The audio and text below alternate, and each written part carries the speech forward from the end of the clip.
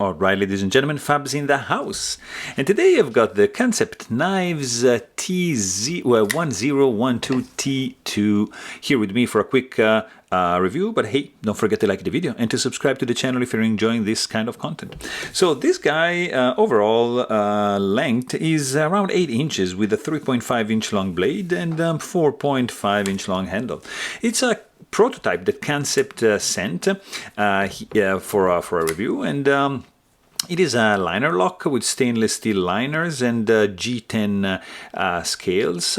The name, there's no model name, it's still like a T1012T2 right over here, Kansept Knife logo going on. Very unusual tanto shape for the blade, designed by Max Kachuk. I hope that's how you pronounce the name.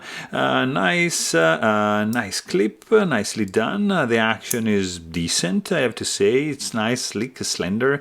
It's kind of like a gentleman's knife, front flipping action going on. The flipper tab is a little bit small, but there's some nice jimping that is gonna make you like your process kind of like effortless, but I would have preferred a little bit bigger, but still it's nicely designed. A cool grip in the hand, there's no hot spots. The sound, of course, it's just like not that loud because of the thinness of the stock, I assume, and blade is centered, feels relatively sturdy in the hand. Couple sets of standoffs right over there, and a little bit of finger groove, nice accessible disengagement lock area, and overall it's looks like an interesting one. So there you have it.